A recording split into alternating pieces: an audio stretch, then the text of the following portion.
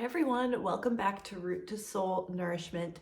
Today's topic is hunger and fullness. And this can be a really tough one for a lot of people to tune into. That can be for a lot of reasons. We're busy, running around, you don't have time to stop and really tune in to your hunger or your fullness. Maybe you've been dieting a long time and restricting calories, which has kind of skewed your hunger and fullness cues.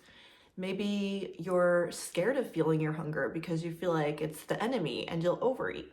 Maybe you're scared of feeling fullness because it means you've eaten too much, whatever it is. But when we are able to learn to reconnect and reestablish our natural hunger and fullness cues, it allows our body to be at its natural healthy weight. I'm going to tell you about the hunger fullness scale. It's very simple.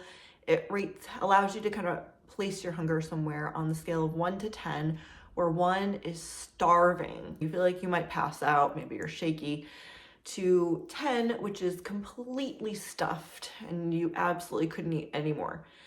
And 5 is like that neutral zone, you're neither hungry or full. The aim, if we're talking about like an ideal, is to throughout the day, most of the time, kind of be at a 5.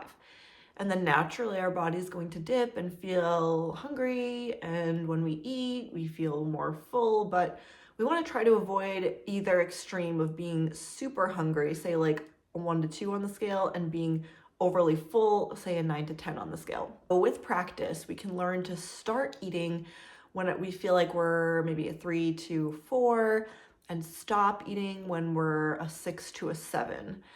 And this takes time if you're not used to tuning in. So you're not going to be perfect at first. But where a lot of people trip up is they eat too quickly because our body naturally takes the time that it takes to send the signal to our brain that we're full. When we eat, the food has to go to our stomach, and our stomach has all of these ways of telling our brain that, okay, now we've had enough. There's the stretch response, nerves that send signals to our brain. There's the vagus nerve that tells our brain, okay, now we've had enough, but it takes time. So usually it takes about 20 minutes for the brain to realize, okay, now we're satisfied, we've had enough food. But most of us can eat a meal in 5 to 10 minutes. So we may not realize that we've had enough until it's too late and we're like, oh, now I'm stuffed. If you want to learn to tune more into your body's satisfied fullness levels, then start to eat more slowly. Even if you don't eat the actual meal slowly, then give yourself time afterward before you reach for more to actually feel that signal. So give yourself, your body, the time it actually needs. If we can tune into this and learn to start eating at a 3 to a 4, stop at a 6 to a 7, that's great.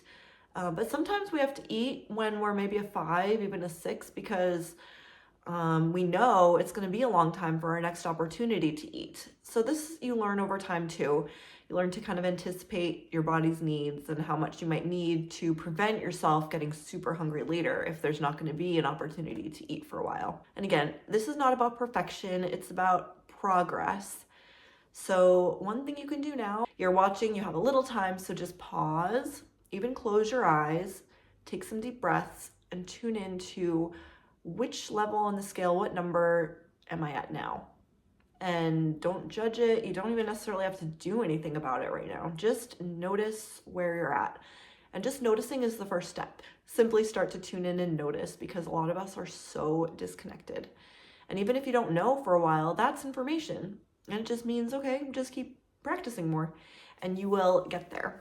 So that's all for now, and I'll see you next time. Bye.